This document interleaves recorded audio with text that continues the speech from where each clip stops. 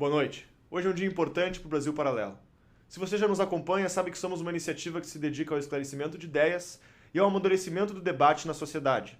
E 2018, sem dúvidas, será um ano de muito debate. Antes de iniciarmos, eu quero reforçar o nosso compromisso com você. A mudança do imaginário popular brasileiro já começou na internet e, graças ao apoio dos nossos membros, está chegando nas escolas. E aí pessoal, tudo bem? A gente está aqui na página para anunciar com muito orgulho que pela primeira vez o Brasil Paralelo está dentro do colégio. Nós saímos do ambiente virtual e estamos dentro da sala de aula distribuindo o nosso conteúdo. Pessoal, esse é um passo muito importante, o primeiro de muitos que a gente quer dar nesse sentido. A gente veio aqui no Colégio Estadual República Argentina para fazer uma dinâmica com os alunos, levar lições de empreendedorismo, lições de livre iniciativa e no final a gente vai distribuir gratuitamente para todo mundo que participar o acesso a todo o conteúdo do Brasil Paralelo, para eles também terem acesso a isso, porque é muito importante a gente também sair do ambiente virtual e só as pessoas que já estão acostumadas com esse conteúdo, não, levar para outras pessoas para fora e tá aí quebrando novas barreiras. É por isso que a gente está aqui hoje. Valeu!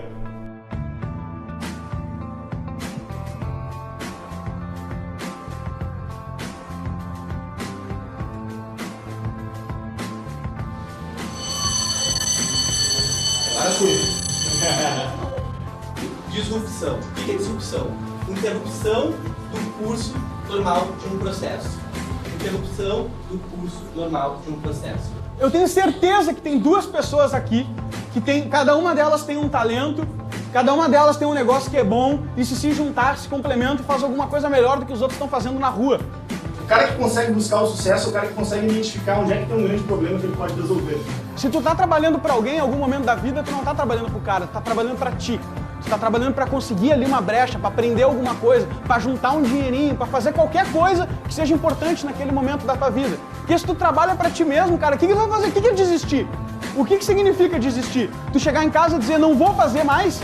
E aí amanhã, velho? Como é que tu vai desistir? E amanhã, e depois de amanhã, e semana que vem, mês que vem, depois, o que tu vai fazer? Não tem como desistir. Vai ter um tempo para vocês se organizarem em cada grupo, vocês vão pensar em como vocês vão fazer para montar a torre mais alta, usando a massa, o durex, o marshmallow que vocês tiverem à disposição. Vocês vão ver como é que vocês vão resolver isso.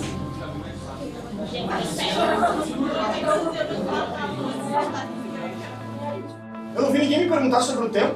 Quando acabou o tempo, ninguém tinha terminado. Ninguém me perguntar quanto tempo falta, quanto tempo tem, etc. Tem muita gente que saiu pegando as massas e colando as coisas e não organizou uma estratégia, né? Vocês são um grupo para isso, para cada um dar a sua ideia, como é que vocês acham que a gente pode fazer, como é que a gente pode trabalhar em equipe do jeito melhor. A gente gosta mais de celular do que de dar certo. A gente gosta mais de dormir do que de dar certo.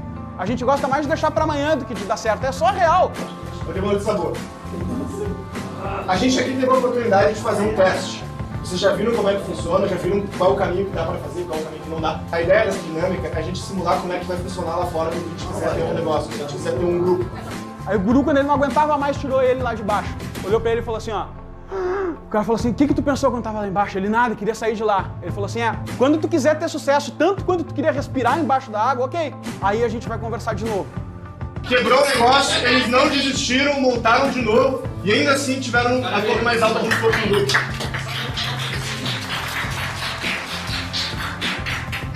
Pra gente, assim, tipo, de escola pública, a gente sempre ouve, assim, que a gente vai conseguir a terceiro ponto. Daí é muito difícil pra gente conseguir.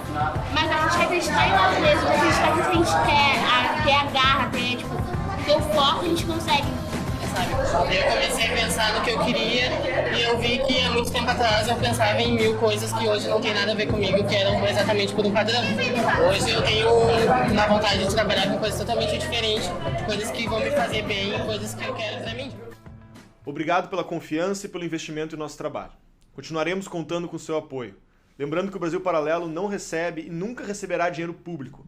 Somos uma iniciativa 100% privada e que só é possível porque milhares de pessoas que estão preocupadas com a sua independência de pensamento, preocupadas com o futuro do nosso país, estão se tornando membros e adquirindo nosso conteúdo completo. E se você ainda não é membro, eu tenho um comunicado importante. A gravação desse webinário ficará disponível somente para membros do Brasil Paralelo após o final dessa transmissão. A boa notícia é que o valor para tornar-se membro e ter acesso a todos os conteúdos estendidos está com 15% de desconto. Mas um aviso, esse desconto vai só até as próximas 24 horas, então aproveite. Vamos iniciar o nosso debate de hoje. Os convidados dessa noite falarão sobre os bastidores do mundo. Globalismo, globalização. A gente trouxe aqui 2 especialistas e vamos ver o que eles têm a dizer sobre esse assunto.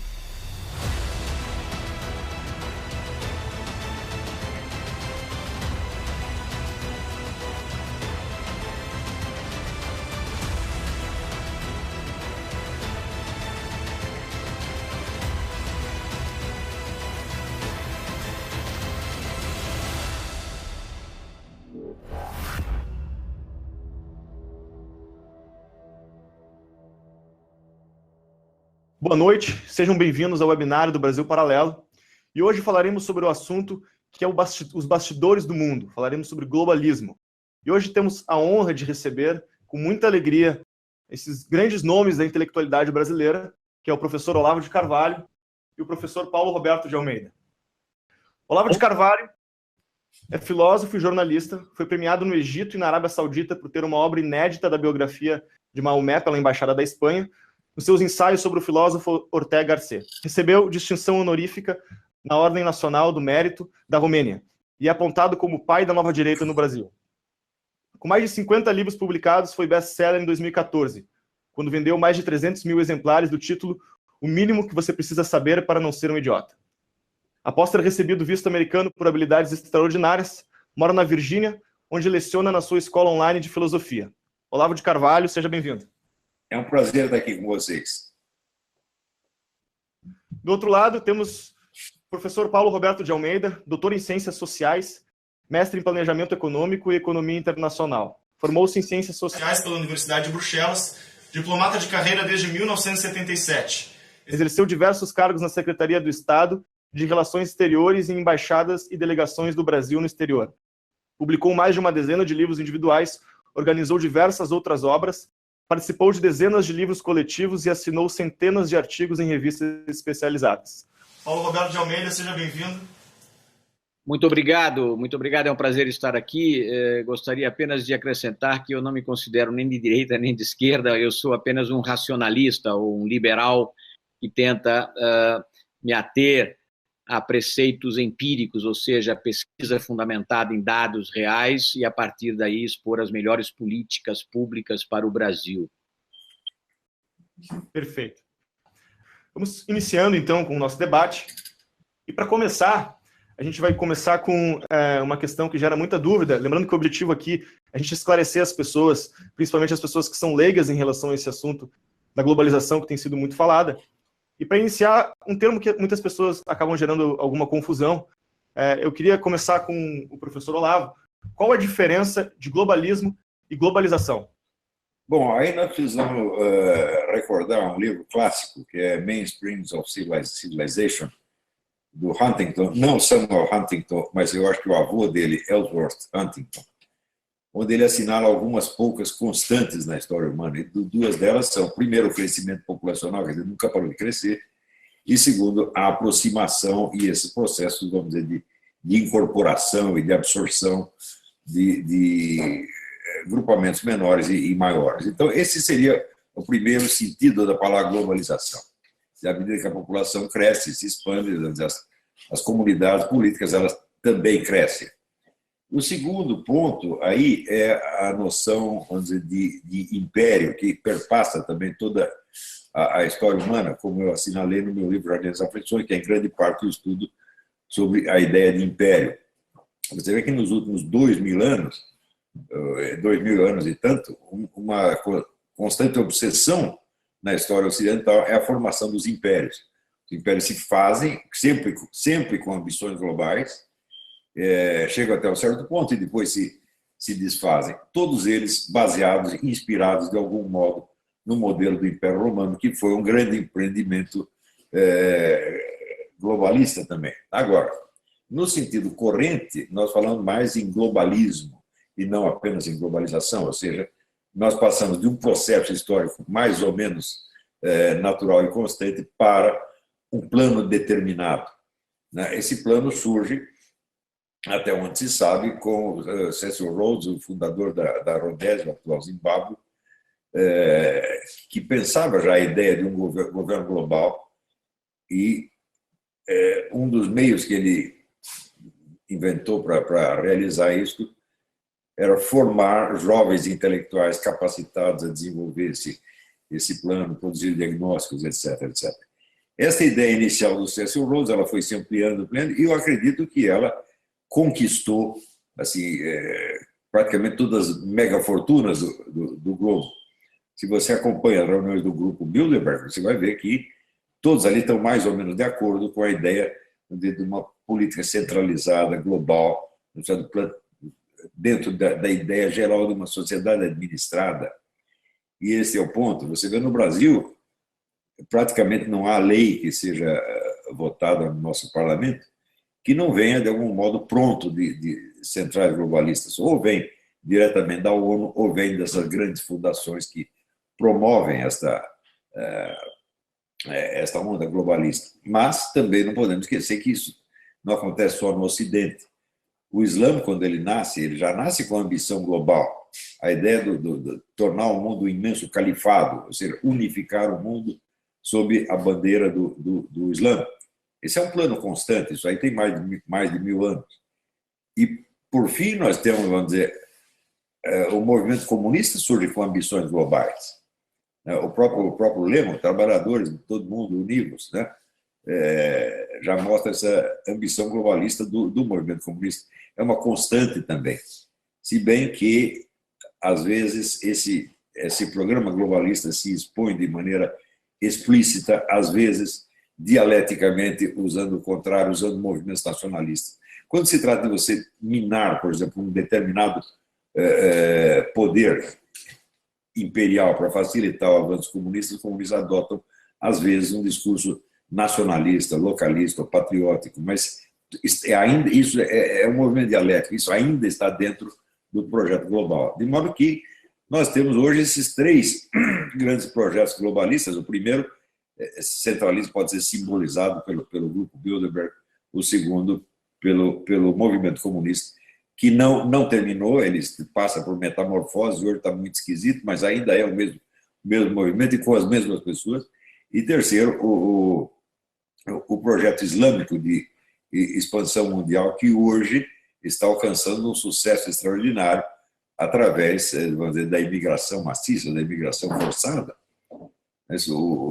Claro que esses 3 globalismos, eles atuam de maneira completamente diferente, com estratégias muito diferentes e, às vezes, até incomunicáveis, ao ponto de os intelectuais, que representam um deles, não perceber, às vezes, a existência do outro.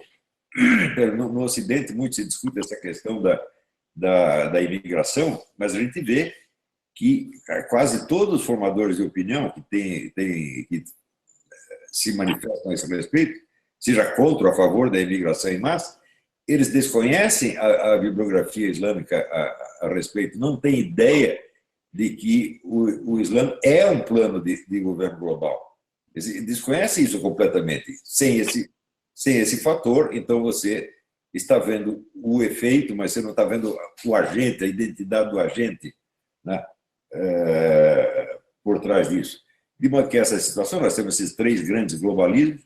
O globalismo comunista está passando por mutações extraordinárias, muito rápidas, sobretudo desde maio de 68, onde a antiga estratégia marxista-leninista foi trocada por o que nós podemos chamar de ideologia diversitária, quer dizer, já não se fala do proletariado, mas fala das minorias. Essas minorias também, elas não se definem de uma maneira simétrica, podem ser minorias étnicas, minorias sexuais, minorias regionais, até minorias imaginárias.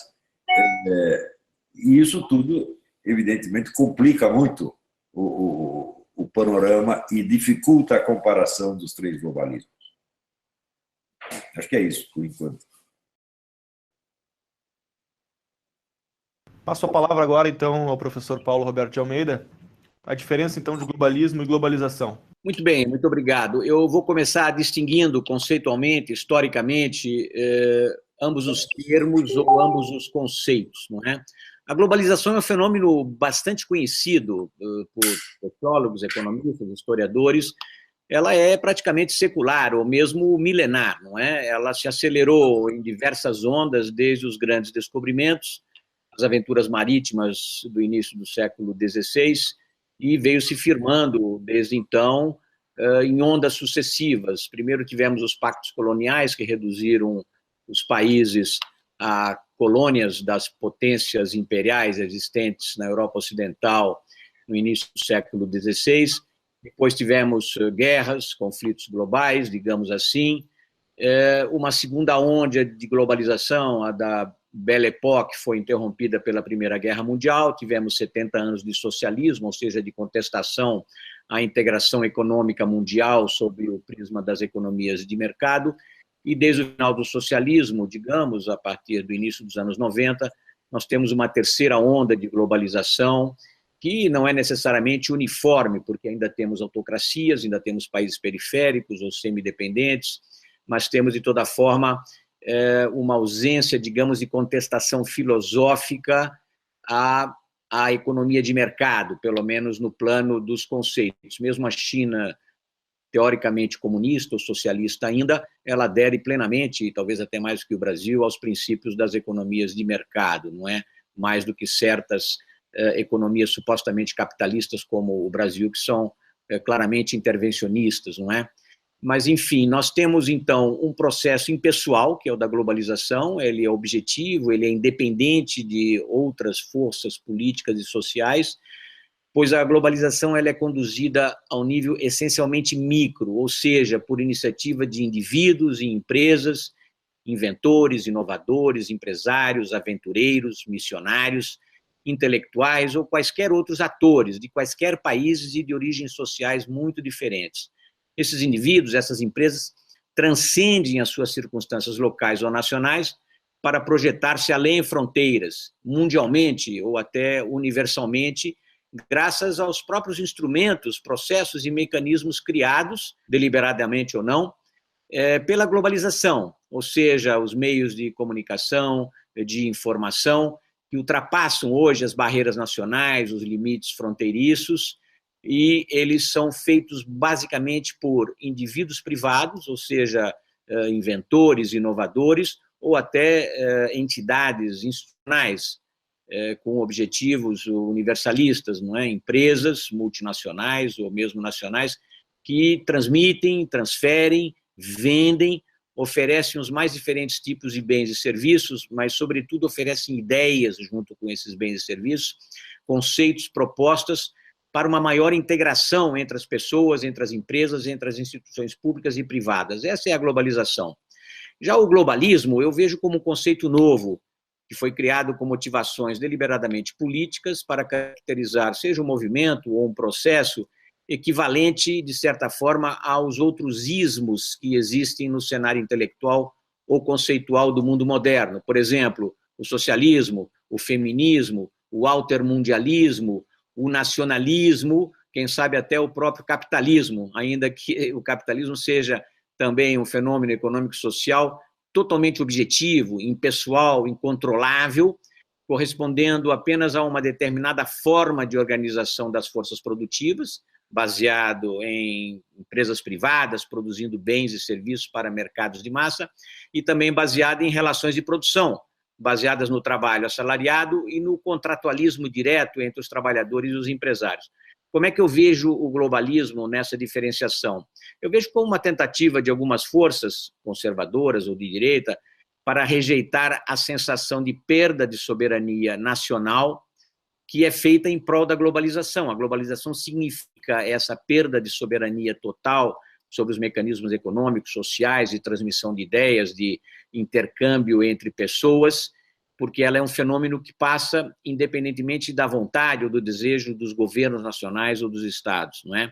E justamente o globalismo ele se identifica a um conceito como se estivesse havendo uma conspiração de forças globalizantes, não é? De forças globalizadoras, para reduzir a soberania dos estados em favor de um fantasmagórico governo mundial. Eu não vejo esse governo mundial surgindo, vou elaborar mais a respeito disso, mas eu não hesito, digamos, em classificar essa concepção que eu vejo estreita de alguns dos efeitos da globalização na categoria de manifestações um pouco paranoicas, derivadas de um certo nacionalismo estreito, de um soberanismo introvertido e de uma atitude defensiva em relação aos avanços diretos e indiretos da globalização, que são, para mim, inevitáveis e positivos, como, aliás, a própria perda de soberania dos Estados nacionais sobre partes importantes de políticas públicas, eu considero ser uma tendência favorável à racionalidade econômica e ao bem-estar de sociedades nacionais. O iluminismo de origem europeia, digamos, de origem ocidental, propaga no mundo os valores e princípios das democracias, dos direitos humanos, de determinados valores que estão muito identificados com o cristianismo, com as tradições ocidentais, mas que hoje praticamente se tornaram universais. A esquerda política, num certo sentido, também atua contra a globalização, como a gente viu no caso de diversos partidos europeus, na rejeição de projetos comunitários, aliás, na França, partilhado tanto pela extrema-direita quanto pela extrema-esquerda, não é? Ou que são contra, igualmente, tanto na esquerda como na direita, contra os acordos regionais ou plurilaterais de abertura econômica e de liberalização comercial na Europa ou com outros continentes. Na América Latina, diferentes componentes da esquerda tendem a rejeitar os acordos de livre comércio em favor de projetos mercantilistas, estatistas, intervencionistas, colocados sob o estrito controle das burocracias nacionais, como é o caso, por exemplo, dos países bolivarianos, não é? Em resumo, e termino aqui, eu vejo muitas diferenças e total dissociação de objetivos entre um processo objetivo como a globalização e, por outro lado, uma construção política de caráter restritivo, como esse conceito de globalismo, que de fato se opõe à globalização, por considerá-la como negativa ou restritiva das soberanias nacionais. O que eu reputo como positivo, as maiores violações dos direitos humanos, da expressão democrática, se dá no âmbito intranacional, por governos autocráticos. Então, a globalização tem o sentido de propagar valores que eu considero universais. Obrigado. Professor Olavo, gostaria de fazer algum comentário, algum adendo? A existência de um plano de governo global, ou de administração global, ela é um fato, não vejo como contestá-la. Tá certo? Classificar o discurso que fala do globalismo como se fosse uma paranoia é, para mim, uma estupidez fora do comum. É algo absolutamente inadmissível de um ponto de vista científico. Quer dizer, a coisa está tão bem documentada que não vejo como negar. A pessoa pode não gostar disso aí. Por exemplo, se você tem simpatia pela ideia global iluminista, vamos dizer, de criar um mundo administrado onde tudo funcione pela racionalidade econômica, isso é a própria ideologia globalista.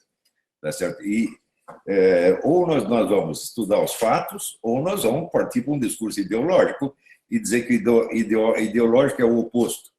Né? Então, um problema que aparece aí é o seguinte: a partir de 1968, com a adoção pela esquerda desse discurso diversitário, aconteceu que a esquerda acabou sendo absorvida no globalismo. As resistências da esquerda ao globalismo são mínimas, são ínfimas. Em geral, quem resiste ao globalismo é pessoal de direita, nacionalista, tradicionalista, etc, etc. Agora, acontece o seguinte, que se você destrói as culturas nacionais, e a destruição dessas culturas é hoje um fato óbvio, tá certo? Não há nem como negar, tá certo? O que acontece? Você dissolve também as identidades individuais. Identidades individuais se constroem sobre uma base cultural e histórica, formada em língua, religião, valores, etc, etc.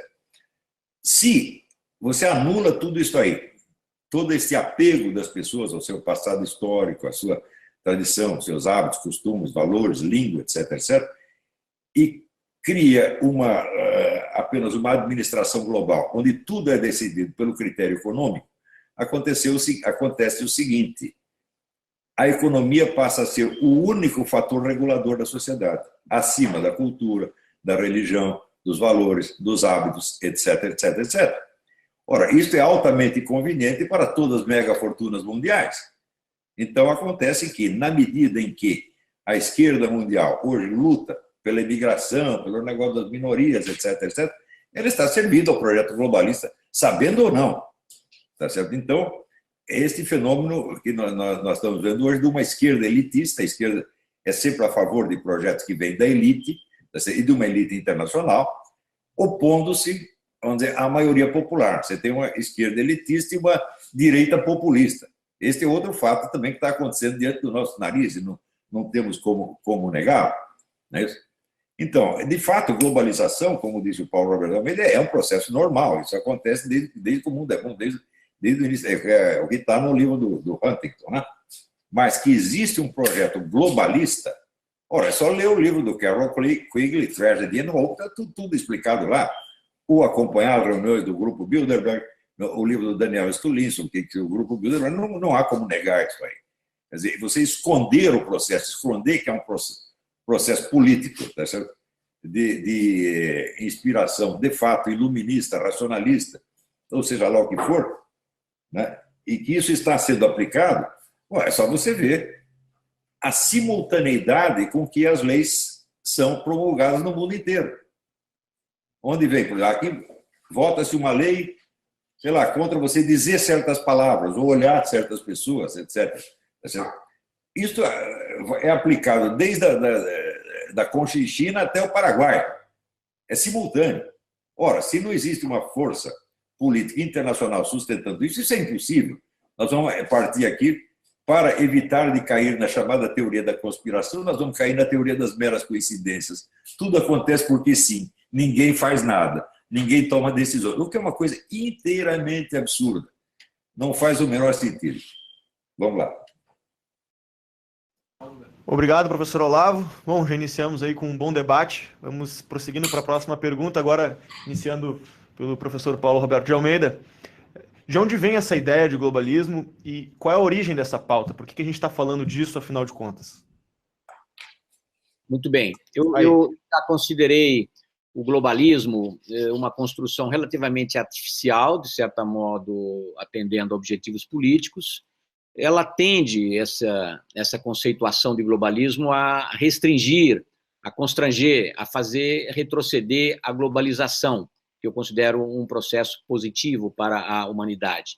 O globalismo tende a considerar a globalização um processo que atua contra os interesses dos Estados nacionais, em favor de uma entidade que eu considero totalmente fantasmagórica, que seria esse governo mundial. Algo que é totalmente impossível de ser instituído.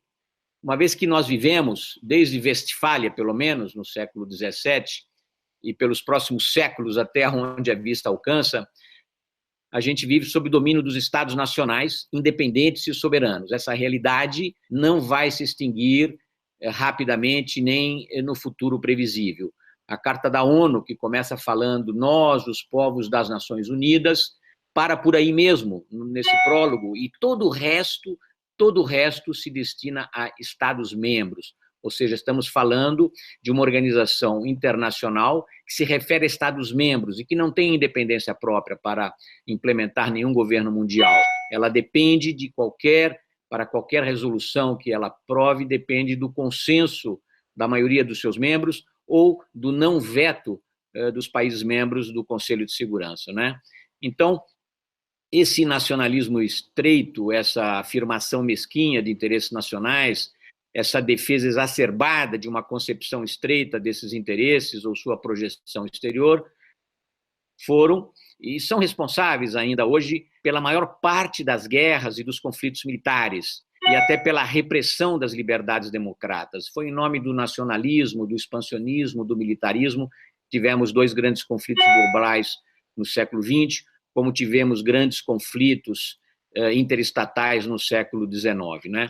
As ideias de liberdade, de defesa dos direitos humanos, de afirmação irrestrita de valores e princípios democráticos são as ideias universais, concebidas e implementadas talvez no Ocidente, mas elas servem para a defesa dos indivíduos, dos direitos democráticos, das liberdades pessoais, tanto a liberdade de religião, de expressão, de associação, das iniciativas individuais contra os estados, contra as tiranias, contra os governos arbitrários, prepotentes, concentradores de poder.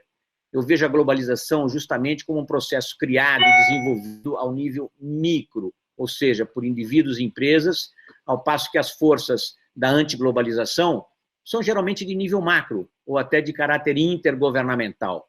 São essas forças, estados nacionais e até algumas organizações internacionais que atuam para frear, barrar a globalização, enquanto que os indivíduos, pela sua iniciativa pessoal, eles transcendem essas barreiras para se projetar universalmente pelos mecanismos da globalização. Nós só estamos conectados agora, falando entre 3 locais diferentes, graças aos instrumentos de globalização, que não devem nada a companhias de Estado, eles devem tudo a iniciativas individuais, a empresas, a indivíduos que nos propiciam, as ferramentas pelas quais nós nos comunicamos. E é isso que está libertando povos em vários lugares. A revolta no socialismo, digamos, a Primavera Árabe, todos são resultados da globalização. Foram conduzidos por indivíduos atuando com computadores, com redes sociais, com seus iPhones, com todas as ferramentas propiciadas pela globalização. Ou seja, ela não é nacionalista, a globalização. E ela se opõe a esse fantasma, esse globalismo, ou esse pretenso governo mundial que eu não vejo existir em nenhum lugar. A ONU não manda em nenhum país. A ONU pode ter resoluções de consenso, os países são livres para aderir, não aderir, ou até para denunciar tratados internacionais, como o Brasil já fez em algumas circunstâncias. Muito obrigado. Obrigado, professor. Vou passar a palavra para o professor Olavo. Vou repetir a pergunta rapidamente. Então, de onde vem essa ideia de globalismo? Qual é a origem dessa pauta e por que estamos falando disso? Negar a existência de um projeto de poder mundial com base na ideia de que o poder mundial é impossível, isso é tão absurdo quanto negar a existência do movimento comunista, porque o comunismo é impossível. Nós sabemos que a economia comunista é impossível, no entanto, o movimento comunista existiu e, aliás, existe ainda. Do mesmo modo, eu também acho impossível um governo mundial. Isso não quer dizer que não haja pessoas empenhadas em criá-lo. Quer dizer, a impossibilidade de realizar uma ambição não prova a inexistência dessa ambição. Então, esse é um raciocínio muito, muito errado. Em segundo lugar, dizer que, assim, que a globalização é que liberta as pessoas e que o nacionalismo é que cria as guerras. Não. Todo imperialismo é um projeto globalista, é um projeto expansionista, meu Deus do céu. Sempre foi assim. Ora, uma coisa é o nacionalismo, onde uma pequena nação defende a sua identidade, seus valores históricos, etc., quer perseverar nisso. Outra coisa é um projeto de expansão. Se você vai ver, tanto o nazifascismo quanto o comunismo foram projetos globalistas desde o início. Portanto, dizer, não, o globalismo é o bonzinho que liberta as pessoas. Em segundo lugar, existe uma falácia monstruosa de dizer que o globalismo e que os instrumentos técnicos criados pelo globalismo são iniciativa de indivíduos. Ora, chamar a Microsoft ou a Apple de indivíduo, pelo amor de Deus, o que é isto? Não se faz uma coisa dessa. Quer dizer, isso aí é um discurso ideológico. Veja, eu não quero dizer que eu seja a favor de todo nacionalismo, ou que seja ter aqui falando em nome da direita. Hoje mesmo botei no Facebook um post dizendo o seguinte: um filósofo não pode querer orientar a política. A filosofia é educação. A filosofia cria pessoas, personalidades e consciências, não cria políticas. Né? Eu só tenho me ocupado de formar indivíduos. Esses indivíduos, mais tarde, se eles quiserem, eles que propõem soluções para os problemas nacionais, que eu nunca propus nenhum. Tá certo? Então, eu não tenho programa político nenhum. Esse negócio de dizer que o pai da direita, o guru da direita, isso é uma estupidez fora do comum, inventada ou por direitistas assanhados ou por esquerdistas mal intencionados. Então, na verdade, eu é que estou me atendo a uma visão puramente científica da coisa, sem o positivo ou negativo aqui. Tá certo? Eu estou aqui apenas mostrando que existe um projeto de poder mundial. O fato desse poder ser impossível não impede que o movimento exista, assim como a impossibilidade da economia comunista não impediu que existisse um movimento comunista e chegasse a dominar um terço do planeta, tá certo? Assim como outros. Veja, o nazifascismo é uma coisa mais impossível ainda, porque assim é a internacional racista. É uma coisa que intrinsecamente impossível. Nem por isso deixou de existir um imenso movimento nazifascista, assim como muitos outros movimentos. Quer dizer, a impossibilidade de um objetivo proclamado não impede e não prova a inexistência de alguém lutando por esse objetivo. Isso deveria ser um preceito científico assim, óbvio. Né? Então, é isso que eu estou... É assim que eu estou vendo as coisas. Obrigado, professor Olavo. Professor Paulo, gostaria de fazer algum comentário? Antes de passar para a próxima pergunta. Eu só gostaria de acrescentar que eu tenho uma postura globalizadora, porque eu acho que a globalização é uma força positiva para povos, nações, para o progresso econômico, para a difusão de novas tecnologias, mas, sobretudo, para a difusão de ideias. Nós só estamos trocando ideias aqui, e talvez confrontando ideias, porque nós temos os instrumentos fornecidos pela globalização. Microsoft ou outras empresas não são indivíduos, elas são empresas, corporações, mas elas são criadas por indivíduos. São indivíduos que têm ideias quanto aos sistemas, quanto às inovações tecnológicas, quanto a todas as invenções, elas nascem do cérebro de indivíduos. Os indivíduos são os agentes primários da globalização, que depois são difundidos por redes corporativas, que se tornam mega nacionais, mega transnacionais, que depois são superadas por outras. Se a gente for fazer um cômputo das economias desenvolvidas, quais são as grandes empresas desses países hoje, elas não são mais as grandes empresas da primeira Revolução Industrial, sequer da segunda Revolução Industrial. Elas são empresas da terceira ou até da quarta Revolução Industrial, que são basicamente a sociedade do conhecimento. As grandes empresas hoje atuam sobre valores intangíveis. O senhor Bill Gates não extraiu uma grama de minério, não explorou nenhum país do terceiro mundo, ele apenas elaborou conceitos, logaritmos, derivações da inteligência artificial, fez um programa adaptado a computadores, sim, feitos por outras empresas que até já abandonaram o terreno onde elas surgiram originalmente. A IBM hoje é uma empresa de serviços e não de fabricação de computadores. Essa é a evolução do mundo, essa é a globalização. Já o globalismo, como eu disse, é uma ideologia, uma construção política para afirmar determinadas ideias, podemos respeitá-la, podemos debatê-la, mas eu a distingo fundamentalmente da globalização. Não creio que o globalismo, como ideologia, seja uma realidade palpável, e não vejo organização internacional. Pode até existir projetos de indivíduos suficientemente ambiciosos para, digamos, querer um governo mundial ou esse tal de globalismo. Não vejo força social, econômica capaz de implantar o globalismo. Obrigado. Obrigado, professor Paulo. Só gostaria, antes de prosseguirmos, reforçar que para nós é um prazer imenso estar podendo participar desse rico debate e aprendendo com vocês. Então, mais uma vez, muito obrigado por estarem participando. Passando para a próxima pergunta, então, agora iniciando com o professor Olavo. Quem são essas entidades? ONU, União Europeia, fundações, etc. Qual o propósito? O que elas defendem? Por que elas nasceram e com qual dinheiro atuam? Desculpe. Toda essa ideia, vamos dizer, de administração global, ela não surge de estados, ela surge de mega empresas, de grandes empresários, como, por exemplo, o próprio Cecil Rhodes. Agora, eu acho o seguinte, dizer que é a globalização que favorece o intercâmbio de ideias, isso é uma falácia monstruosa, porque a globalização implica também a centralização dos meios de comunicação nas mãos de pequenas empresas. Nos Estados Unidos, hoje, são 6 empresas que dominam todos os órgãos de comunicação, e elas impõem por toda parte o discurso uniforme, o discurso diversitário, uniforme e globalista. Tá certo? E não há mais liberdade de expressão aqui. Hoje mesmo, eu estava vendo assim, no YouTube, qualquer discurso que vá muito contra essa coisa é suprimido imediatamente.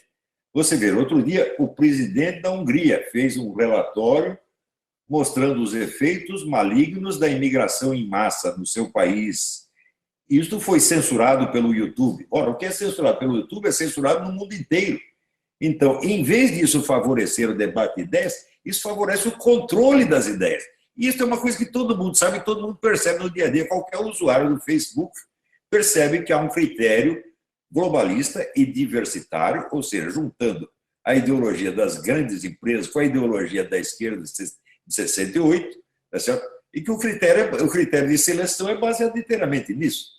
Então, outra coisa, se as empresas são criadas por indivíduos, ora, os estados também, meu Deus do céu. Todos os estados nasceram, vamos dizer, de líderes. Por exemplo, se você pegar, da onde surge a aristocracia europeia? A aristocracia europeia surge basicamente da reação às invasões bárbaras. Então, os líderes que se projetavam na defesa local, então recebiam da população terras, dinheiro, etc., e se afirmaram, então, como líderes. E no centro deles tinha um sujeito, o mais importante deles virava rei. Foi assim que apareceu. Sempre foi, vamos dizer, a iniciativa de indivíduos. Nenhuma ideia aparece na coletividade primeiro e na cabeça do indivíduo depois. Isso é impossível. Por exemplo, se você pega a teoria da relatividade, ela apareceu primeiro na cabeça de um sujeito só. Albert Einstein. Depois se disseminou. Poderia acontecer o contrário, quer dizer, todo mundo descobriu a teoria da relatividade e foi contar para Albert Einstein. Isso é absurdo, evidentemente. Então, tudo no mundo é iniciativa individual. Se ela corresponder às necessidades, às tendências da época, ela prolifera. Então, tanto os estados quanto as empresas são invenções e criações de indivíduos. Tá certo? Se você pegar, estudar, por exemplo, a influência de Napoleão Bonaparte na história europeia, as ideias que apareciam na cabeça de um sujeito que começava, era um tenentinho desconhecido, depois viraram nações inteiras, viraram códigos que alguns estão em vigência até hoje. Então, as empresas são criadas por indivíduos e os estados também, eu não vejo grande diferença nisso aí. Então, é isso. Professor Olavo. Professor Paulo, vou repetir a pergunta. Quem são essas entidades, ONU, União Europeia, fundações, etc.? Qual o propósito, o que elas defendem e por que elas nasceram? Com que dinheiro atuam? Pois não. O mundo atual, o sistema contemporâneo de organizações internacionais, hoje simbolizado pela ONU e as suas agências especializadas, ou até organismos de âmbito regional, como a União Europeia, por exemplo, que é um projeto comunitário mais avançado, o único existente atualmente no mundo, essas organizações surgiram ao cabo e como consequência de grandes conflitos interestatais, não é? Ou de guerras globais, como nós tivemos no século XX. Esses conflitos trouxeram enormes destruições materiais e gigantescas hecatombes humanas, crises terríveis, surgidas geralmente, quando não totalmente, da afirmação exacerbada dos interesses nacionais, dos nacionalismos exclusivistas, de ambições desmedidas de líderes nacionais irresponsáveis, animados pelo desejo de dominar povos e nações, pela via da expansão territorial, das aventuras militaristas. As organizações atuais, elas constituem nada mais do que uma tentativa, por parte de líderes responsáveis, e aqui a gente pode citar talvez alguns, entre eles eu citaria o Churchill, o Roosevelt, alguns outros, vários europeus. Essas organizações, elas tomaram como base as propostas desses líderes responsáveis, democráticos, respeitadores dos direitos humanos, como a Carta do Atlântico entre Churchill e Roosevelt em 1941, valores e princípios humanitários, as 4 liberdades do Roosevelt, uma tentativa de encontrar um terreno comum de diálogo e de entendimento entre os diferentes estados que continuam nacionais e soberanos, mas de maneira a evitar novas guerras e destruições. A ONU é uma tentativa de diálogo entre as grandes potências. E talvez não seja pela existência da ONU que nós não tivemos novos conflitos globais, provavelmente mais pela ameaça da arma atômica. Mas a ONU não consegue controlar todos os territórios, todas as nações, e daí alguns conflitos interestatais, mas na maior parte das vezes o que temos hoje são guerras internas, conflitos civis de natureza religiosa, etc. Essas organizações internacionais, seja a ONU, seja a União Europeia ou o próprio Mercosul, no nosso caso, elas podem ser invasivas da soberania nacional, elas podem ser intrusivas na vida privada, podem ser destruidoras das soberanias nacionais, mas, num certo sentido, elas também são soberanistas, defensivas, restritivas, mercantilistas, pelas simples razões de que todas essas organizações são intergovernamentais e poucas são supranacionais, como a União Europeia. Na maior parte dos casos, elas tendem a defender os interesses dos estados mais do que dos povos e dos indivíduos, não é? A ONU, ela defende interesses dos países membros e não há nada que a ONU possa fazer contra a soberania nacional se não há um consenso, um acordo, a menos de uma decisão unilateral, digamos, do Conselho de Segurança, mas mesmo o Conselho de Segurança é travado pela afirmação nacional dos interesses dos seus Estados-membros, não é? Então, eu acho que a acusação dos globalistas, né, dos defensores desse fantasma do globalismo, como eu chamei, feitas contra essas organizações, ela é exagerada e equivocada, pois essas organizações não podem fazer nada contra a vontade dos Estados nacionais.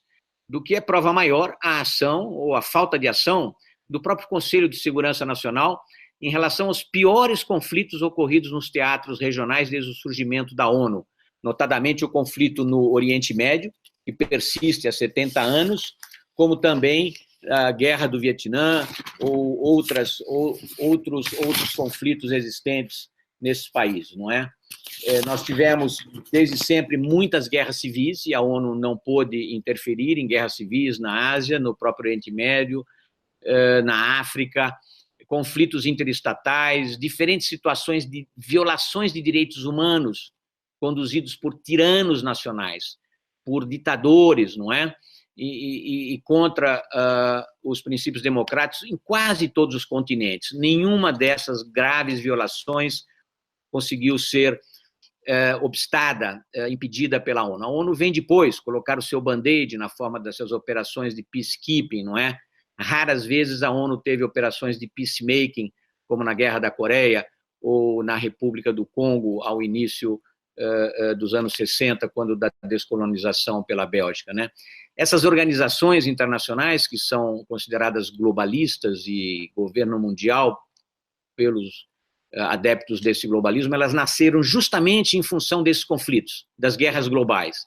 Elas defendem o convívio democrático entre os povos e as nações, entre estados nacionais, defendem a cooperação internacional para a paz e a segurança mundial, defendem o desenvolvimento e o bem-estar desses povos. Nem sempre podem fazê-lo, e a gente sabe que elas não podem fazer tudo. O dinheiro, os recursos de que elas dispõem, vêm diretamente dos estados nacionais e de algumas outras fontes secundárias.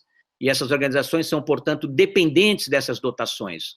O governo Trump, por exemplo, retirou os EUA, os Estados Unidos, da Unesco, o que geralmente significa uma redução do orçamento operacional entre 1/5 e 1/4 do total dos recursos devotados a alimentar. A própria burocracia dessas organizações internacionais, isso eu não nego, mas as suas ações, que podem ser consideradas positivas ou negativas, mas não importa. Essas organizações só podem atuar se elas dispõem de recursos de estados nacionais. Obrigado. Obrigado, professor. Antes de prosseguirmos, professor Olavo, gostaria de fazer algum comentário?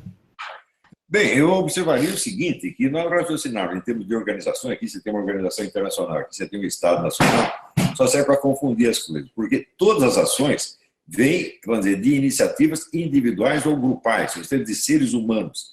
Esses seres humanos agem de acordo com as suas ideias, com as suas crenças, com a sua ideologia, por assim dizer. E se esta ideologia, como hoje em dia, é globalizada, é uniformizada no mundo inteiro, todas as pessoas vão agir no sentido globalista, a não ser que reajam contra isso de alguma maneira, tá certo? Mas dizer que os organismos internacionais dependem do Estado, e o Estado depende de pessoas, das pessoas que o governam. Se essa pessoa, como por exemplo o seu Barack Obama, tem uma mentalidade globalista e antinacional, o Estado, ele vai usar a máquina do Estado para dissolver o próprio Estado, que é exatamente o que ele fez. Tá certo? E como tem sido feito no Brasil. Se você pegar todas as iniciativas, por exemplo, na área de educação brasileira, todas vieram com modelo internacional e foram adotadas com resultados absolutamente catastróficos. Quer dizer, hoje os nossos estudantes são os mais burros do mundo, eles pegam os últimos lugares em todos os testes internacionais, abaixo de alunos da Zâmbia, da Serra Leoa. Tá certo? Isso vem do quê? Modelos globais implantados. Pelo quê? Pelo próprio Estado Nacional. Porque o Estado é uma abstração. Quem age não é o Estado, são as pessoas que o dominam, são as pessoas que governam. Assim, se as pessoas têm a sua mentalidade formada dentro da ideologia diversitária e globalista, elas vão agir em favor disto e não dos Estados nacionais. Em segundo lugar, esse negócio de opor globalismo, vamos dizer, às agressões imperialistas é um absurdo, porque todo imperialismo é globalista, por definição, todos eles têm planos globais. Não houve ninguém que fizesse uma guerra nacionalista só para permanecer dentro do seu território. Isso seria inteiramente absurdo. Quem luta para ficar dentro do seu território, para dominar apenas o seu território, é a nação agredida por um poder globalista, por um poder imperialista. Imperialismo é globalismo. Dizer, não, o culpado de tudo é o nacionalismo e o globalismo é o bonzinho. Fala, não, o movimento comunista foi globalista desde o início. Ora, é só você ver que isso está em Karl Marx. A necessidade de unificar o mundo, unificar o proletariado mundial e estabelecer um governo global, é óbvio, tanto que, quando eles viram que isso era muito difícil, isso na transição aí entre Lenin e Stalin, Daí que eles inventaram a ideia do socialismo num só país. Isso tardiamente, porque o projeto globalista estava fazendo água. Mas isso não quer dizer que desistiram do projeto globalista, só adiaram. E adotaram, então, aquele discurso provisoriamente nacionalista durante a guerra, mas continuaram atuando globalisticamente na Ásia, na América Latina, em toda parte. Então é o seguinte, nós não temos conflitos entre nações, nós só temos conflitos entre esquemas imperialistas e globalistas. Isso foi no passado e isso é hoje ainda, nesses 3 esquemas globalistas que eu estou falando. Tem o esquema russo-chinês, que está em acelerada transformação e que, em parte, está tentando se integrar no globalismo ocidental, e temos o globalismo islâmico. Tá certo?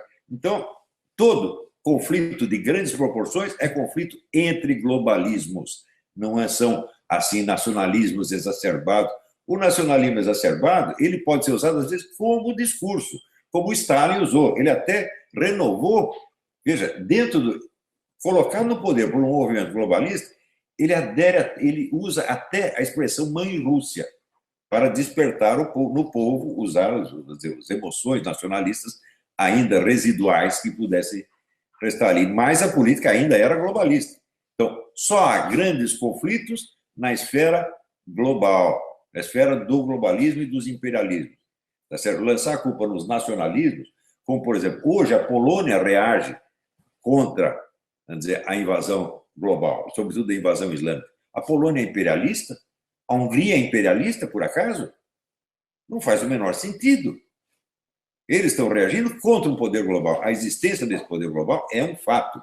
Agora, raciocinar em termos da ONU e do regulamento, da estrutura administrativa da ONU, e opor aquilo à estrutura administrativa do Estado, como se organizações abstratas fossem agentes históricos reais, não, isso é sonho, ilusão, poesia e romance. Quem age são seres humanos, meu Deus do céu. E seres humanos agem de acordo com a formação cultural, psicológica, moral que receberam e que aceitaram. Vamos lá.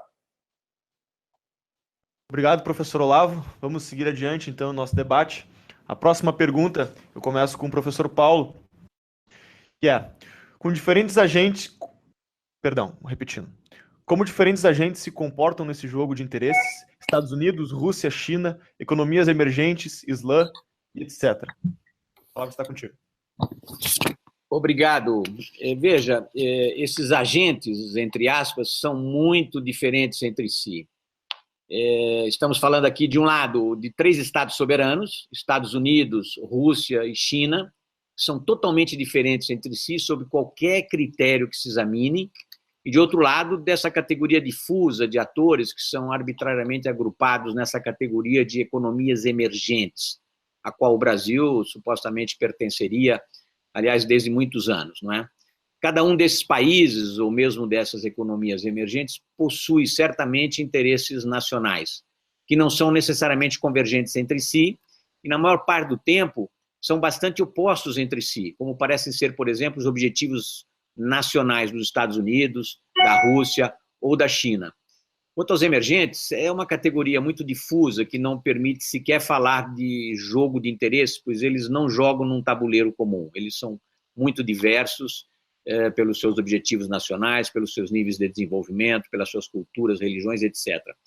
Já o Islã, não creio que ele possa ser considerado um agente ou um ator. O Islã, na verdade, ele é totalmente ou praticamente desconhecido no Brasil. Ele designa uma imensa comunidade de praticantes dessa religião, divididos em diferentes seitas e vertentes dessa própria religião, nem sempre harmônicas entre si, dado que existem conflitos entre diferentes seitas dentro do islamismo, que, por sua vez, se estende por um número enorme de países, não é? Na África do Norte, no Oriente Médio, na Ásia do Sul, no Pacífico, de regiões diferentes, são diversificados nas suas línguas, nas geografias, nos modos de organização política e formas muito diversas de integração econômica mundial. Então, não há como identificar claramente qualquer tipo de unidade política ou de governança que abrigaria todos esses países, essas regiões, essas unidades religiosas diferentes, ao abrigo de um conceito vago como Islã, que significa simplesmente submissão, né? Submissão a Deus. Existe, por exemplo, uma organização islâmica que não tem sequer unidade de visão ou de coordenação do comportamento, das ações dos governos desses países membros para tratar, por exemplo, do problema mais intratável da atualidade, que é justamente o terrorismo de base islâmica, na verdade fundamentalista, um terrorismo sectário que vitima primeiramente e principalmente os próprios muçulmanos e marginalmente os ocidentais, que seriam supostamente os inimigos principais desses terroristas fundamentalistas. Eu não vejo essa organização islâmica com uma estratégia comum de combate ao terrorismo islâmico ou a qualquer outro tipo de terrorismo. Então, há muita diferença entre esses agentes. Obrigado. Obrigado, professor. Vou passar a palavra agora para o professor Olavo, repetindo a pergunta. Como diferentes agentes se comportam nesse jogo de interesses? Estados Unidos, Rússia, China, economias emergentes, Islã e etc. Eu acho que o Paulo Aurélio tem toda razão ao dizer que esses agentes são muito diferentes, às vezes até a comparação fica impossível. Mas eu queria lembrar, com relação ao Islã, em primeiro lugar, o Islã tem uma unidade profunda que transcende todas as suas divisões locais. Em primeiro lugar, você tem a unidade, a própria unidade religiosa e a unidade de língua. A língua sacra ou língua litúrgica é a mesma em todo o mundo islâmico. Não há um muçulmano no mundo que não saiba de cor várias passagens em árabe clássico. Ele tem que recitar isso todos os dias. E que o árabe clássico é o instrumento de unificação de tudo. E o modus operandi do Islã, o modo de combate do Islã sempre foi mais na esfera cultural, moral e social do que na esfera político-militar. Isso desde o início. E é assim até hoje. Ora, você não vai poder comparar isso com o modo de ação de um Estado nacional como os Estados Unidos, por exemplo. Os Estados Unidos vai tentar agir por meios políticos, econômicos e militares. O Islã não precisa disso. O Islã quer conquistar a vitória na esfera cultural e moral primeiro, para depois impor o seu poder político, se possível. Outra coisa, os Estados nacionais e os outros agentes têm pressa, porque a ação deles é condicionada, é balizada pela duração da vida do indivíduo ou de uma família, por exemplo. O Islã não tem pressa. Os objetivos do Islã são para milênios. Ele pode ir com uma lentidão extraordinária. Os outros não podem.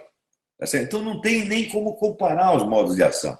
Agora, negar que o Islã seja um agente, bom, é negar o poderio crescente do Islã em toda parte. Por exemplo, você vê aqui na China, as famílias só podem ter um filho. As famílias islâmicas podem ter 2. Né? Embora que você tenha uma expansão islâmica brutal dentro da China. No Brasil, o Islã, você pode ser desconhecido, ele é desconhecido pela mídia, que isso é um bando de ignorantes, mas o Islã está numa expansão vertiginosa no Brasil. Eu acompanhei isso desde o início, quando tinha assim, meia dúzia de muçulmanos, todos eles de origem estrangeira, você não tinha muçulmano brasileiro praticamente, eram todos de origem ou árabe ou persa, coisa assim. Hoje você tem uma tremenda expansão do Islã no Brasil. Então, o Islã age sobretudo por essa... Veja, quando se converte ao Islã, ele rompe os seus laços com todos os não muçulmanos, ele não conversa mais, ele desaparece de circulação. De modo que a expansão islâmica, a não ser que você a observe de perto, ela é invisível. E, de repente, se vê que eles têm um poder extraordinário. Por exemplo, na França, em Paris, eles podem paralisar todo o trânsito para realizar os seus rituais na rua. Ninguém pode fazer isso. Se você for fazer uma procissão, paralisar a cidade de Paris por causa de uma procissão católica, isso vai ser proibido. Outra coisa, e no Ocidente existe hoje uma perseguição anticatólica na esfera cultural, social e moral, correspondente à perseguição violenta, corporal, física, que acontece no mundo islâmico. Os islâmicos e comunistas estão matando 150 mil cristãos por ano.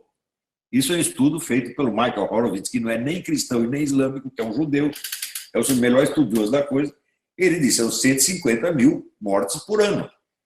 Ou seja, o genocídio continua. E a globalização não alterou isso em nada. Ao contrário, a expansão islâmica vai aumentar isso. Ao mesmo tempo que você tem isso nos países islâmicos, você tem o permanente boicote anticristão. Aqui nos Estados Unidos você tem milhares de leis, tá certo? Que proíbem praticamente o sujeito de expressar suas convicções religiosas, caso elas sejam cristãs. Quer dizer, você tem uma perseguição anticristã no país cristão, como tem no Brasil também. Tá certo? Isso tudo é o quê? É efeito da globalização, meu Deus do céu. Seja a globalização ocidental, que adere à ideologia diversitária. Por que essas mega empresas aderiram ao discurso diversitário? Um dia eu fui convidado pela Associação Câmara de Comércio Brasil e Estados Unidos para ir a uma homenagem a uma grande empresária brasileira. E a empresária chega lá, começa o discurso fazendo uma apologia da Revolução dos Jovens em maio de 68. Que coisa extraordinária. Quer dizer, o capitalista agora virou socialista. Por quê? Porque essa ideologia diversitária que promove as minorias étnicas, sexuais, etc., contra as soberanias nacionais e contra as tradições nacionais, dissolve os valores culturais e impõe a economia como o único padrão de racionalidade da sociedade. Ou seja, isso é o império das mega empresas. Então, assim, quando elas viram mais de 68, leram Herbert Marcuse, Theodor Adorno, etc., eles pregaram a mão e falaram, mas isso é uma maravilha, é o socialismo que nós queríamos, é o socialismo perfeito para as mega empresas. Por isso é que essas mega empresas, Apple, George Soros, Microsoft, Fundação Ford, etc., enchem de dinheiro os movimentos esquerdistas no mundo inteiro, porque esses movimentos esquerdistas são o instrumento de destruição das identidades historicamente consolidadas, tá certo? E dissolução dos valores psicológicos, morais, etc., e, portanto, de implantação da economia como único critério de unidade social. Este é o mundo, a sociedade administrada mundial, ela está sendo implantada neste momento. Agora, você fala em governo global, acho que eles nunca vão chegar a fazer um governo global. Assim como na sociedade comunista, nunca chegaram a fazer uma economia comunista. Na União Soviética, hoje você sabe que metade da economia soviética era economia privada, ilegal, mas tolerada pelo governo, porque sem economia privada não é possível. Então, a impossibilidade do comunismo não nega a existência do movimento comunista, assim como a impossibilidade do governo global não impede, vamos dizer, a expansão tremenda desse poder global que nós estamos vendo hoje. Obrigado, professor Olavo. Professor Paulo, gostaria de fazer algum comentário? Não, podemos voltar para aquela pergunta sobre as possíveis consequências de um governo global, não é? Perfeito. Prosseguindo, então, agora começando com o professor Olavo, quais as possíveis consequências de um governo global, tanto positivas quanto negativas, o que ambas correntes argumentam a respeito? Eu não acho que vai haver um governo global. Eu acho que nunca vai chegar a isso. Assim como não chegou o comunismo. Então, o que o comunismo fez? Desde que ele existe, desde 1848, eles não criaram o comunismo, eles apenas transformaram o capitalismo no inferno. Então, o lado destrutivo existe e o lado construtivo não existe.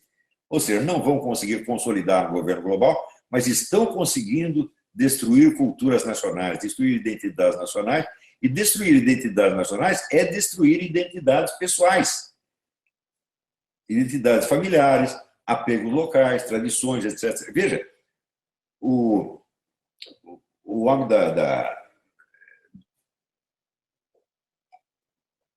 do Facebook, ele disse, declaração dele, ele disse, o meu plano é fazer com que o Facebook substitua todas as comunidades locais, as paróquias, as escolas, os clubes, e que o Facebook seja o único meio de intercomunicação mundial. Você sabe que isso aqui é globalismo.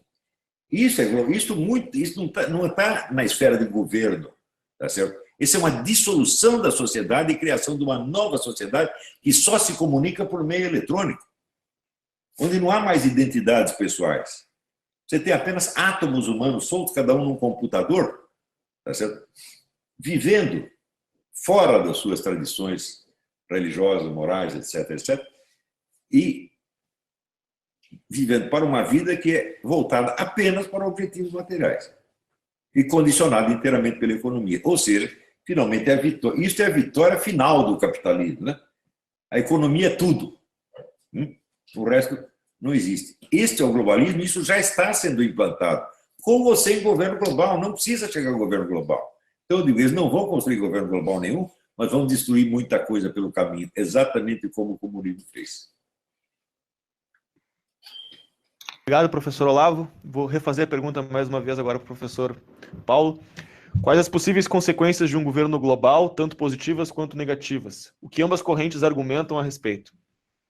Muito bem. Eu não falaria sobre possíveis consequências de que eu já classifiquei de fantasmagórico governo global, porque isso significaria, em primeiro lugar, considerar que essa construção seja possível, que ela esteja perto de ocorrer, que ela possa emergir futuramente, ou que esteja sendo seriamente considerada por essas entidades, não é? Por essas organizações internacionais, ou por estadistas, ou dirigentes nacionais interessados nesse tipo de agência, organismo supranacional, que serviria para se substituir ou até se opor aos Estados nacionais. Pode até ser que grupos, indivíduos, pessoas, movimentos tenham tal pretensão, mas eu, pessoalmente, considero não apenas que tal tipo de governo global é totalmente indesejável, mas também considero simplesmente que ele é impossível nas atuais condições das relações internacionais contemporâneas, dos sistemas existentes de cooperação e de coordenação entre Estados soberanos, que são membros da ONU e de suas agências especializadas. A ONU e as suas diferentes agências, inclusive aquelas que são relativamente independentes da ONU, porque têm o seu plano orçamentário próprio, como é o FMI e o Banco Mundial, que funcionam em outras bases, não é pelo capital acionário e não pelas dotações dos Estados-membros, essas organizações, os organismos que são controlados pelos governos mais poderosos, né, as 5 potências do Conselho de Segurança da ONU e alguns outros atores que, mesmo não sendo parte desse círculo restrito, têm grandes capacidades políticas, financeiras, militares, como, por exemplo, os membros do G20, não é? O G20 faz mais de 90% do PIB mundial, do comércio, dos investimentos, e provavelmente ele faz a totalidade do poder de fogo de que se dispõe no mundo, sem que eles sejam capazes de evitar conflitos na periferia, porque as armas são disseminadas por quaisquer Estados-membros, mesmo os mais diminutos, não é? Então, eu não considero que exista essa possibilidade de um governo global. Mas eu também não considero que exista, no mesmo patamar, na mesma condição de igualdade conceitual, duas correntes, não é? Correntes identificadas de opinião, que seria uma globalista, não é? E a outra antiglobalista. Elas seriam, hipoteticamente, constituídas, seja por partidários da globalização, e a segunda por seus opositores, não é? Ou vice-versa, qualquer que seja o sentido que se atribua a esses dois conceitos, não é? Esse maniqueísmo conceitual, para mim, ele é artificial, não corresponde a qualquer movimento, processo ou projeto concreto, num ou no outro sentido, ainda que, como eu disse, pessoas ou grupos de pessoas venham agitando tais ideias. Na verdade, apenas os opositores de direita da globalização falam de um governo global, ao passo que os seus opositores de esquerda preferem ser chamados de altermundialistas, não é? Eles pretendem, utopicamente, a construção de um outro mundo possível, que seria não capitalista, que não seria pró-mercados, mas seriam partidários dessa coisa chamada economia solidária, defesa do meio ambiente, contra as supostas maldades das multinacionais, a defesa das minorias, não é? Indígenas, mulheres, povos periféricos que estariam sendo ameaçados por capitalistas globais, segundo esse politicamente correto, muito disseminado hoje nas nossas academias, né? Então, eu não acredito nessa possibilidade de um governo global e não tenho maiores considerações a fazer sobre essa entidade fantasma agora, a não ser descartar essa hipótese. O mais próximo, talvez, que a gente esteja dessa ameaça, entre aspas, né, pode ser representado muito precariamente pelas instituições comunitárias da União Europeia, hoje simbolizadas pelo euro. Mas o euro não é senão uma etapa mais avançada das 4 liberdades criadas pelos tratados de Roma 60 anos atrás, ou seja, liberdade de circulação de bens, liberdade de circulação de serviços, de capitais e de pessoas. A moeda comum, que não é ainda a moeda única da União Europeia, representa, de fato, uma perda ou abandono de soberania política e econômica por parte dos Estados-membros. Mas isso já estava implícito desde a origem, ao se aprovar a constituição de um mercado comum, que chama, naturalmente, a uma moeda comum, né? Mesmo esse tipo de arranjo é parcial e limitada, e não deixa de sofrer contestações dos próprios países membros, quando determinadas medidas, convertidas em resoluções comunitárias, ameaçam infringir direitos nacionais desses membros, como aconteceu agora com o Brexit da Grã-Bretanha, quando a Comissão de Bruxelas, por exemplo, parece extravasar do seu mandato concedido pelo Conselho Europeu, que é um conselho intergovernamental, ou seja, dominado pelos Estados-membros, e quer harmonizar disposições diversas que tenham impacto na vida econômica e social das comunidades nacionais. Países podem abandonar soberania nacional de forma voluntária, como feito por diversos países membros da União Europeia, em favor do euro, ou em favor de diferentes disposições e arranjos comunitários, ou seja, supranacionais, ou países podem abandonar sua soberania por graves crises, catástrofes. Muitos países abandonaram suas moedas nacionais em favor do dólar nos últimos anos. Lembro aqui o El Salvador, nos anos 80, ou o Equador, já no início dos anos 2000, ou o Zimbábue, mais recentemente. Todos esses países são fracassos econômicos e tragédias nacionais de direitos humanos que tiveram que abandonar suas moedas nacionais, que é o símbolo mais expressivo, mais evidente da soberania, em favor de uma moeda estrangeira ou internacional, porque eles eram incapazes de garantir aquilo que os povos querem: bem-estar, segurança quanto ao poder de compra, direito de propriedade, estabilidade na sua vida econômica, não é? Uma outra instância política, supostamente destinada a instaurar uma suposta ou alegada governança global, seria o G20, não é? O G20, o que é o G20? É um fórum de consulta e coordenação entre as maiores economias planetárias, mais a própria União Europeia e algumas outras organizações internacionais, como a OCDE e outras, que podem trazer alguma expertise ou competência institucional nos temas tratados pelo grupo ou pelos governos nacionais, que são as políticas macroeconômicas, as políticas setoriais, a cooperação no tratamento dos bens comuns, não é? Como pode ser o meio ambiente, os oceanos, etc. A gente deve lembrar que o G20, que foi chamado, ou convocado, ou ressuscitado, não é? Quando da crise de 2008, provocada primeiro pela crise imobiliária nos Estados Unidos, depois pela sua crise financeira em 2008, que se tornou uma crise global, que redundou na grande recessão, não é? Segundo a terminologia dos economistas, mas que pode se estender também para outros terrenos, essa coordenação: meio ambiente, segurança internacional, bens comuns, etc. Essas 2 dezenas de países são muito diversos entre si, possuem objetivos que são muito diferentes, e eles não conseguem uma coordenação adequada porque não há possibilidade de coordenar políticas econômicas nacionais a partir de um fórum de consulta e coordenação que se reúne uma vez por ano, apenas a nível de cúpula, não é? Com interesses que não são coincidentes entre si, que não são convergentes.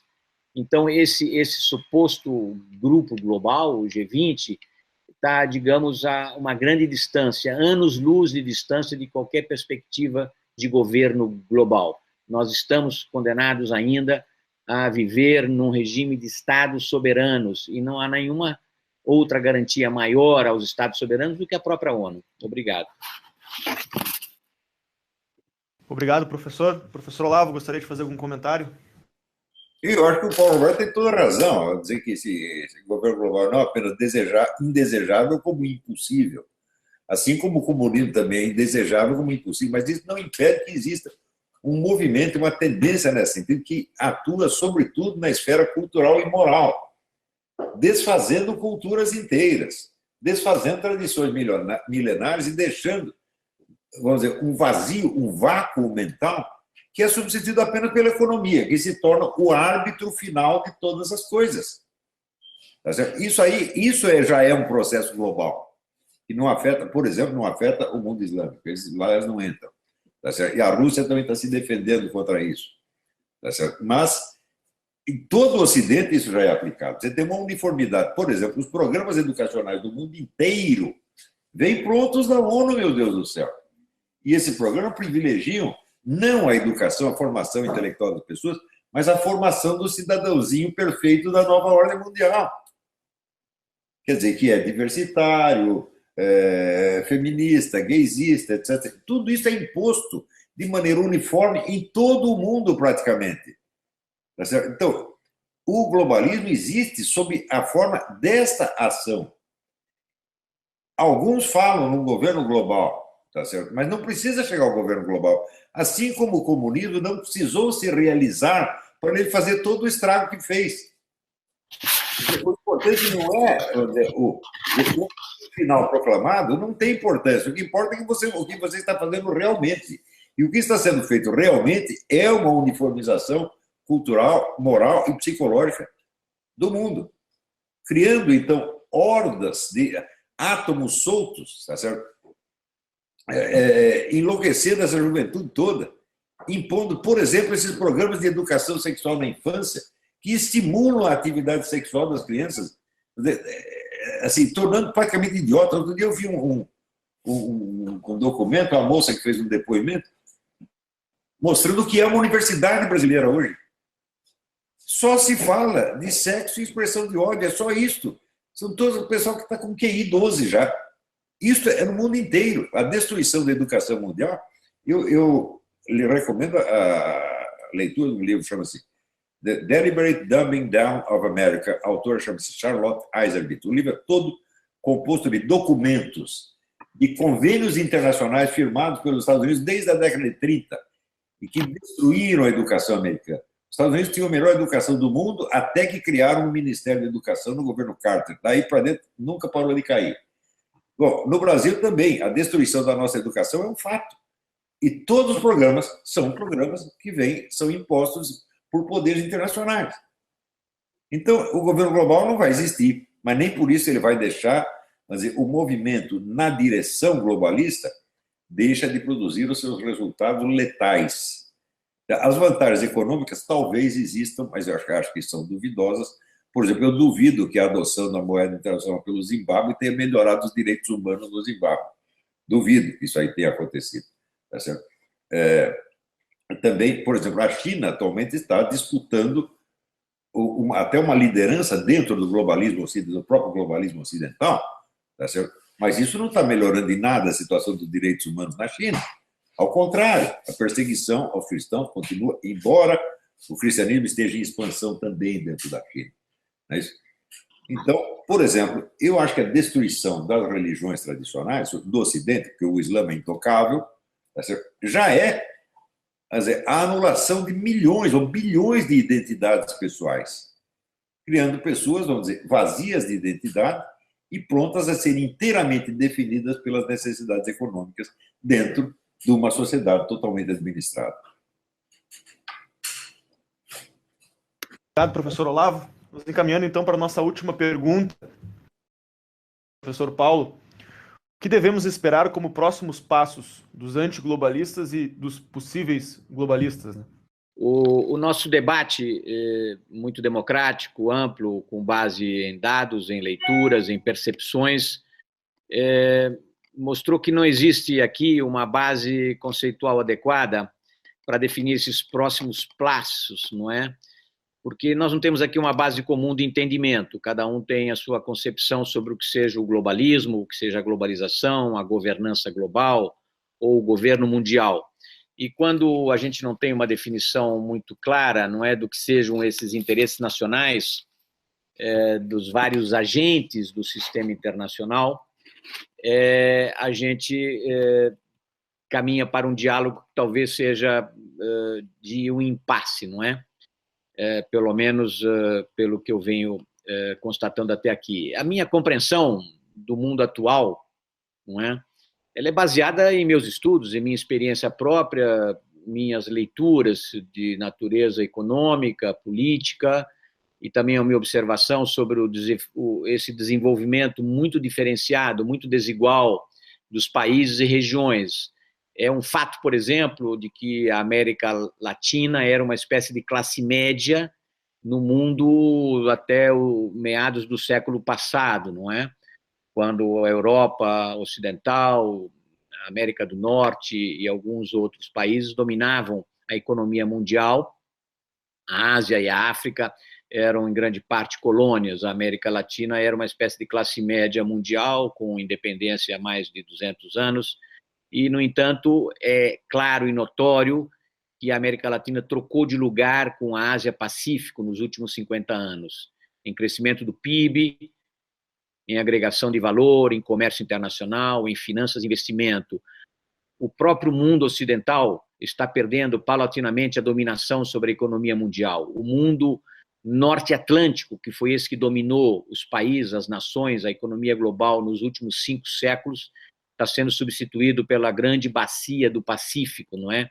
Para onde tendem a se deslocar os grandes movimentos comerciais, os fluxos de bens, serviços, de ideias, de tecnologia, investimento, o que não quer dizer que isso vá diminuir a importância da Europa Ocidental ou dos Estados Unidos Atlânticos na construção de conhecimento científico, na construção de ideias, de inovações. Eles vão participar com uma parte menor do PIB, do comércio, dos investimentos. A Ásia-Pacífico tende a adquirir maior importância como peso, pelo menos peso relativo, mas a importância científica, cultural, tecnológica, sobretudo os valores humanitários da democracia, dos direitos humanos, permanecerão ocidentais ainda durante muito tempo, não é? Então, a gente caminha para uma transição, para algum tipo de configuração mundial que não está muito claramente definida agora. O governo americano parece querer abandonar a globalização que ele liderou pelos últimos 50 ou 60 anos, e o Império Chinês, um governo autocrático, não é? Emerge como uma grande economia planetária, o primeiro comerciante global, grande investidor na América Latina, grande provedor de capitais, de tecnologia e de produtos manufaturados, e ávido consumidor de todas as commodities que ele encontra na África, na Ásia do Sul e, sobretudo, na América Latina, onde ele, de fato, já desmantelou as bases de funcionamento do Mercosul pela penetração comercial em cada um dos países, né? No pós-guerra, eu digo pós-Segunda Guerra Mundial, a partir de 45, 47 em diante, as relações internacionais estiveram dominadas pela bipolaridade, que estava organizada em torno dos 2 grandes atores da era atômica, não é? O que foi perturbado mais adiante pelo desgarramento da China do mundo socialista soviético, não é? E pelo neutralismo de uma parte de países periféricos que evitavam colocar-se claramente de um ou outro lado dessa bipolaridade, e muitos desses países ditos neutralistas faziam chantagem, seja com a União Soviética, seja com os Estados Unidos, para barganhar maiores vantagens nacionais em troca da sua adesão a um ou outro campo, não é? O Brasil, na maior parte desse tempo, por força de um anticomunismo oficial, que caracteriza o Estado brasileiro, os governos brasileiros desde a intentona comunista de 1935, talvez mesmo desde antes, e sobretudo durante o governo militar, o Brasil sempre se colocou do lado ocidental da bipolaridade, mas ele tornou-se, a partir dos anos 70, claramente afirmativo na defesa dos seus interesses nacionais, em busca de uma trajetória própria de políticas nacionais de desenvolvimento, o que levou o Brasil, inclusive, a distanciar-se, em algumas instâncias, das posturas, das posições defendidas pelos países líderes dessa suposta coalizão de interesses ocidentais, não é? No terreno da não proliferação, por exemplo, há uma clara tentativa sob o governo militar de capacitar-se nuclearmente, que depois foi abandonada nos anos 90, na capacitação tecnológica, na afirmação de uma autonomia nacional, a infeliz lei de reserva de mercado da informática, que atrasou muito o Brasil, e em vários outros terrenos, não é? Políticas nacionais de desenvolvimento. E nós estivemos muito distantes, nesses anos 70, 80, até recentemente, desse universo de políticas econômicas mais pró-mercado, democracias e mercado, representadas pela OCDE, que antigamente era chamada de um clube de países ricos, não é? Pejorativamente até, e que depois, quando a OCDE passou a incorporar países ex-socialistas, não é? Os desgarrados da União Soviética, que desapareceu na voragem da implosão, autoimplosão do socialismo entre 89 e 91, os países da órbita soviética entraram quase todos na OCDE, ou então a OCDE também passou a incorporar países em desenvolvimento, como o México nos anos 90, o Chile recentemente, e até o Brasil já demandou adesão à OCDE em junho passado, não é? O Brasil é um país em desenvolvimento, mas é praticamente conhecido pelo seu protecionismo renitente, existente, consensual entre as elites, por um intervencionismo estatal exacerbado, por um nacionalismo histórico, por uma introversão persistente das suas políticas econômicas, macroeconômicas e setoriais, por uma burocracia intrusiva na vida dos cidadãos. E, portanto, nós temos diversas restrições ao empreendedorismo de livre mercado. O Brasil passou recentemente a vergonha de ser desclassificado naquele índice das liberdades econômicas do mundo. Nós saímos da terceira categoria, que é a dos países parcialmente não livres, para a quarta categoria, que é a dos países não livres economicamente, não é? Isso devido ao governo inepto lulopetista, que nos levou à maior recessão da nossa história, não é? E a um gigantesco fenômeno de corrupção, não é? Nós temos muitas restrições, temos um ambiente de negócios deplorável, não é? Mas tivemos muitos exageros perpetrados desde décadas, desde o início do século, por governos ineptos e reconhecidamente corruptos, não é? Nós tivemos isso recentemente, a famosa nova matriz econômica, um fracasso total em matéria de políticas econômicas intervencionistas, que nos levaram não à grande depressão dos anos 30, não à grande recessão de 2008, mas ao que eu chamo de grande destruição. O Brasil foi destruído economicamente pela gestão inepta, incompetente, corrupta do lulopetismo. Então, o Brasil, na fase atual, segundo o meu entendimento, a minha opinião, ele tem todo o interesse nessa fase de transição governamental que nós vivemos, não é? De aproximar-se bem mais do modelo OCDE de governança econômica e de aperfeiçoar a sua governança nacional em direção de padrões e práticas mais conformes àquilo que os anglo-saxões chamam de accountability, ou seja, a responsabilização dos governantes, a transparência dos procedimentos e ter uma maior qualidade na vida democrática, o que não é claramente o caso atualmente, não é?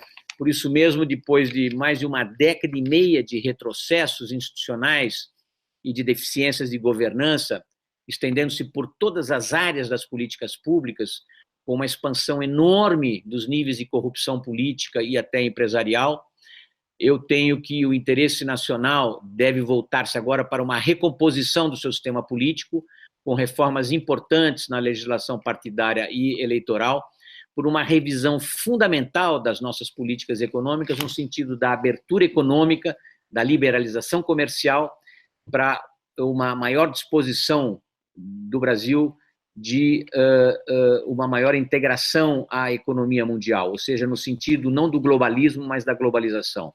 Essa é a minha ideia sobre os caminhos futuros. Obrigado. Obrigado, professor Paulo. Professor Olavo, a última pergunta, então. O que devemos esperar como próximos passos dos antiglobalistas e dos possíveis globalistas? Olha, eu acho que o Paulo Roberto tem toda inteira razão ao dizer que nós temos que escapar dessa herança maldita do estatismo e centralismo, mas eu acho isso muito difícil pelo seguinte: o nacionalismo brasileiro, ele sempre foi um nacionalismo doente, porque ele vem de três fontes. Só existem esses três tipos de nacionalismo no Brasil. Primeiro, um de herança fascista, o integralismo, essa coisa toda. Segundo, existe o nacionalismo e o patriotismo militar. Os militares são a comunidade onde existe mais sentimento patriótico e nacionalista. Em terceiro lugar, houve o nacionalismo de tipo comunista, voltado mais para o anti-imperialismo, entre aspas. Essas três fontes são estatistas. Não há outro nacionalismo no Brasil, né?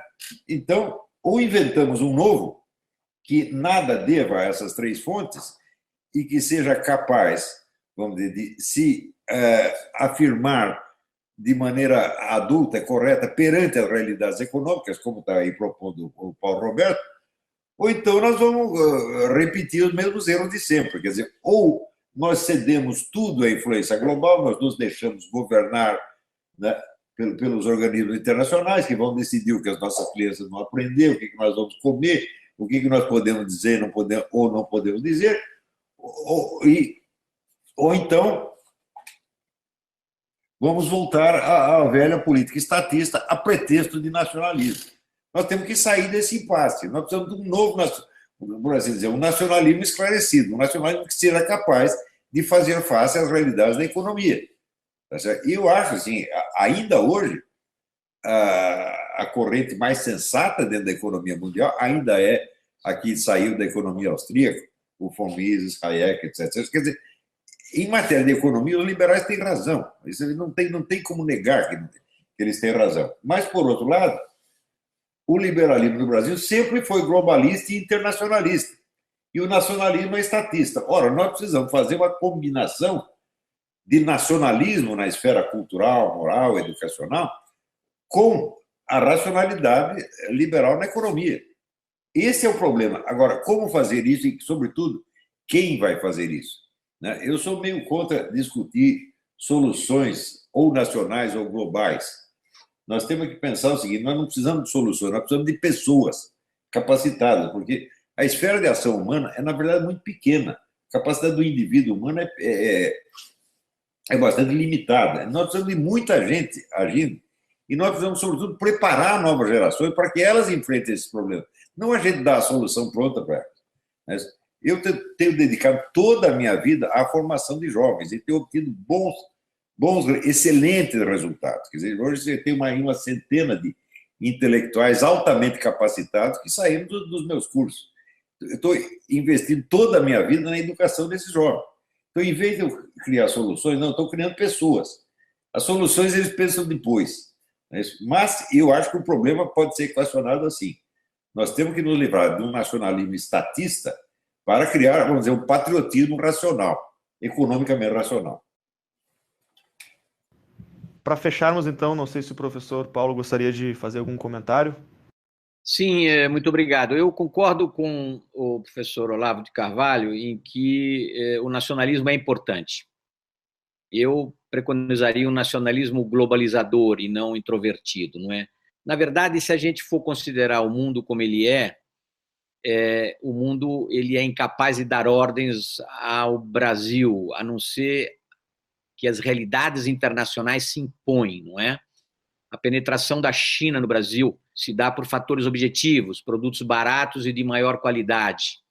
E lutar contra isso é fechar-se no atraso, como, aliás, a própria China fez no passado. Ela era mais avançada do que os países da Europa Ocidental, fechou-se a esses países para encontrar canhoneiras no século XIX, dotados de uma tecnologia militar que ela não soube desenvolver nos 2 ou 3 séculos que ela ficou isolada às invenções, às inovações industriais. A China tinha progressos fantásticos na ciência e na tecnologia até o século XV, ela se fechou, infelizmente ela não acompanhou a revolução industrial feita pela Europa, pelos Estados Unidos, e foi humilhada durante mais de um século e meio.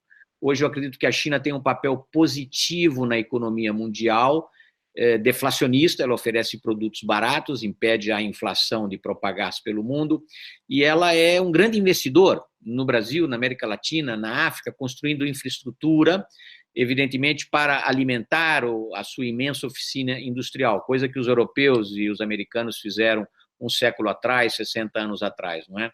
Mas se a gente for observar bem, a gente verá que nenhum dos problemas de que o Brasil padece agora, e eu considero que a nossa educação realmente é deplorável, mas não vamos esquecer que o patrono da educação brasileira é um personagem chamado Paulo Freire, não é? E o MEC está cheio de saúvas freirianas que estão destruindo o Brasil, não é?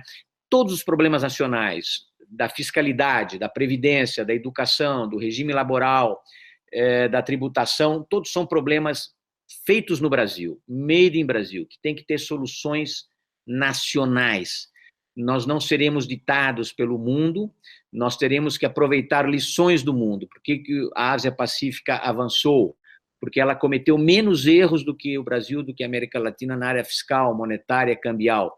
Ela cometeu menos erros ao não se isolar da economia mundial, entendeu? Ela aceitou capitais estrangeiros, ela se integrou à economia globalizada. Então, a Ásia, não que a Ásia seja uma maravilha em termos de direitos humanos ou em termos de democracia, mas ela economicamente é capaz de dar maior bem-estar aos seus cidadãos do que tem sido capaz a América Latina nos últimos 50 ou 60 anos, não é? Com o crescimento da marginalidade, dos crimes transnacionais, da delinquência, da corrupção, etc.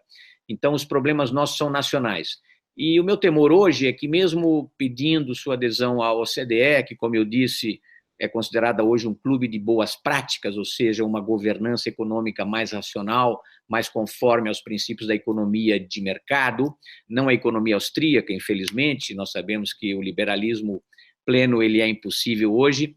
Mesmo aderindo à OCDE, eu temo que o Brasil, pela força das suas elites protecionistas e subvencionistas, seja capaz de adotar uma postura defensiva, ou seja, recusando baixa de tarifas, recusando reforma tributária, recusando fim de subvenções que vão muito mais aos ricos do que aos pobres, não é? Espero que o Brasil adote uma postura aberta àquelas práticas, àqueles tipos de políticas que funcionam no mundo. Abertura econômica, liberalização comercial, juros e câmbio de mercado e, sobretudo, transparência, accountability, responsabilização governamental, fim da corrupção, sistema econômico e político representativo da totalidade dos países membros e não dos seus cidadãos, e não apenas em função de poucos dos seus membros, que são as elites governantes.